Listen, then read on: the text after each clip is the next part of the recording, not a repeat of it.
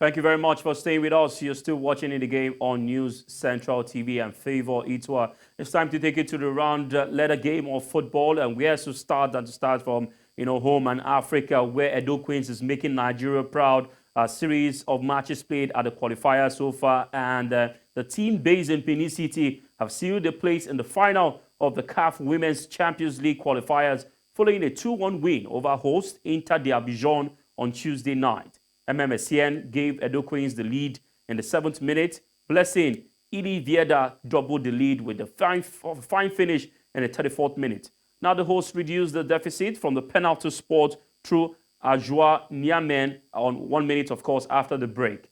In the other semi-final, Benin Republic's Ainovi beat Etincelle of Burkina Faso 1-0. Edo Queens and Ainovi will clash in the final at the Stade de la Paix. That's on Friday, the Stadium of Peace. Now joining us this afternoon to talk about the fantastic run of Edo Queens is a women football expert and, of course, former media officer of the Under-17 women's national team, the Flamingos. Isabella Ikioma joins us this afternoon from the city of Aba, Nigeria. Good afternoon to you and welcome to In the Game. Good afternoon, Favor. How is Lagos today? Lagos is very well. I mean, we're not having as much rain as the southeast and the south-south, but it's good. Of course, you are correct. It rained yesterday too. All right, let's get straight to business. And what a time to be a follower and lover of women's football. Edo Queens is doing very well so far. A fantastic outing for the team. What do you make of their run to the final?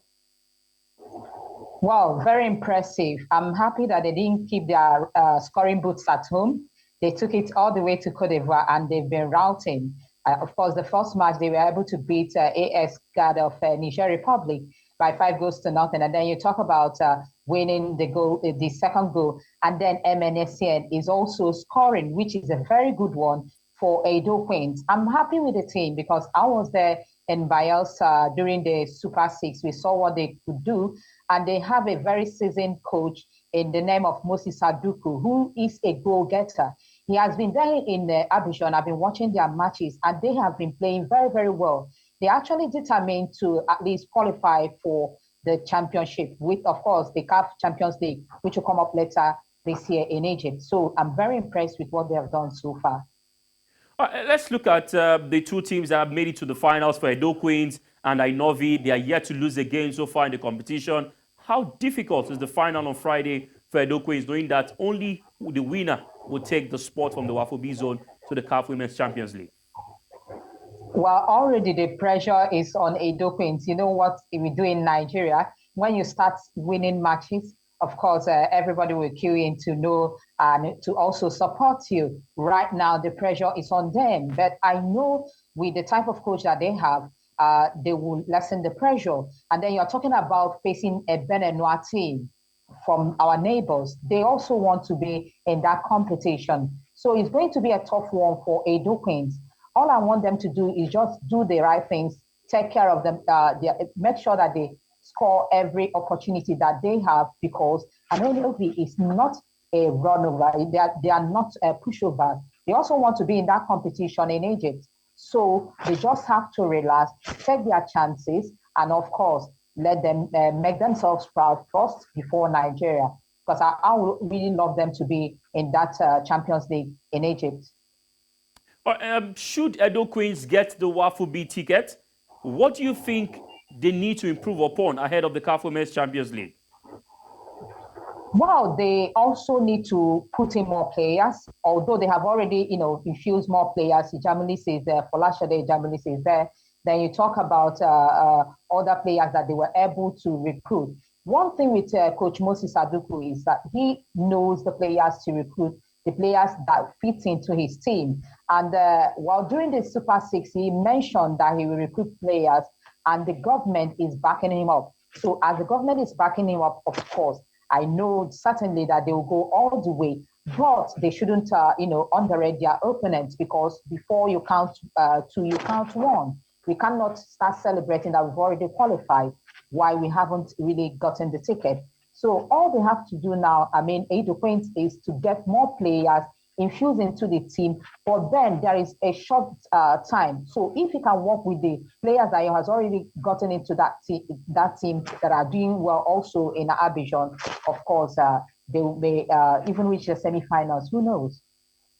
All right, there's a bit of thoughts coming in right here. We know that if Edo Queens gets to win on Friday, they will represent Nigeria on the continent. And just about a few months from now, the Edo State Government, they will have a change in governor in terms of the elections that will come in. It means that, it could also affect the preparations of Edo Queens should they get a ticket to represent Nigeria in the CAF Women's Champions League. How do Edo Queens, move from here, knowing fully well that in the next few months, there might be a change in power, especially with the funding of the team?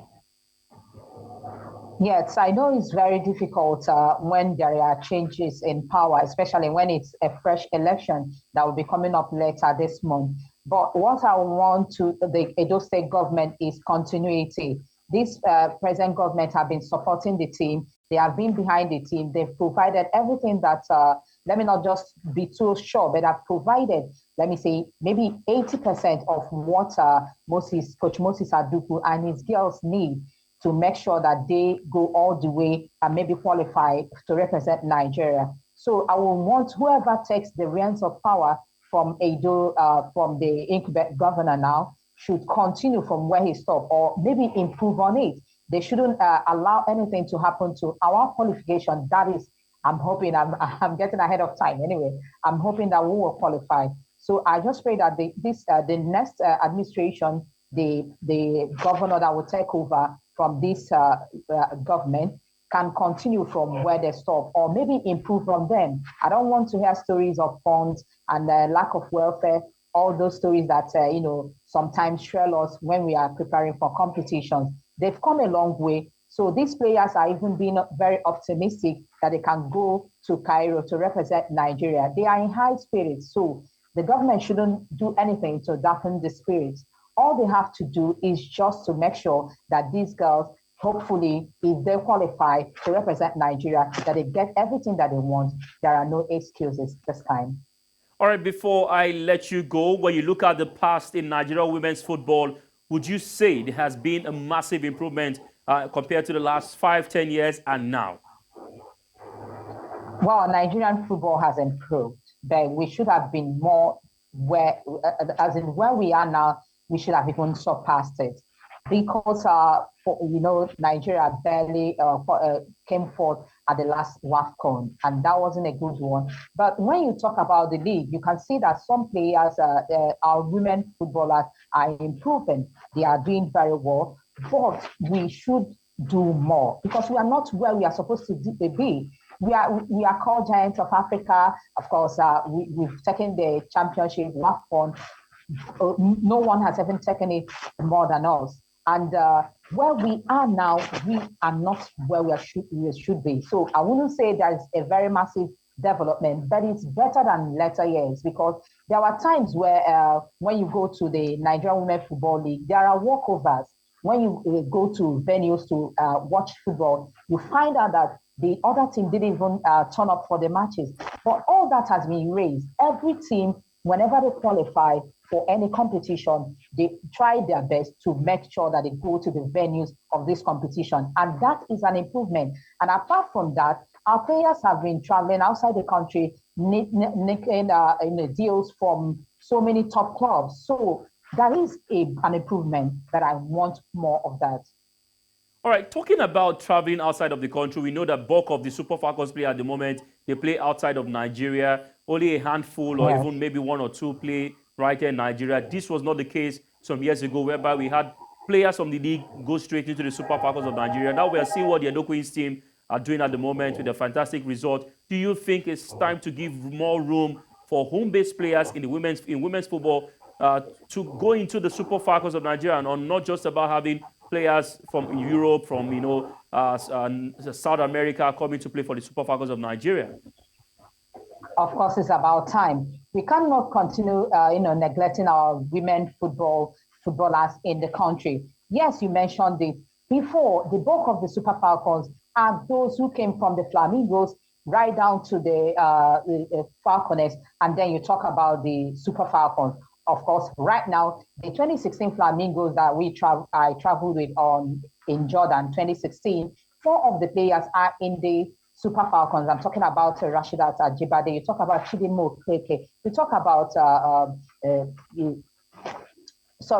we talk about Chrissy Uchibe. These are the players, and then you have our beautiful goalkeeper Chamaka Nadozie. These are the players they were in the local league in 2016, but they were drafted from the Flamingos down to the Falconers and then to the Super Falcons. So I want Coach Randy Waldron, that's our current coach now, to give more support to the home-based players.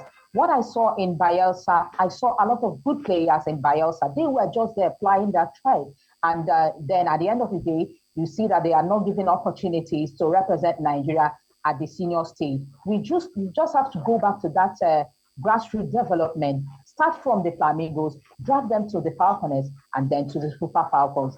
With that, you can guarantee longevity in the players. And the players will also represent Nigeria well because they know where they're coming from and they know where they're going. So we should go back to that time that we used to bring our young players from the grassroots to the Super Falcons and not sidelining those born outside the country. No, they are Nigerians, no matter where they are born. But I want them to give them the ones home-based players an equal opportunity to just hope for shirts. So that's what I want. And I believe, hopefully, it will happen.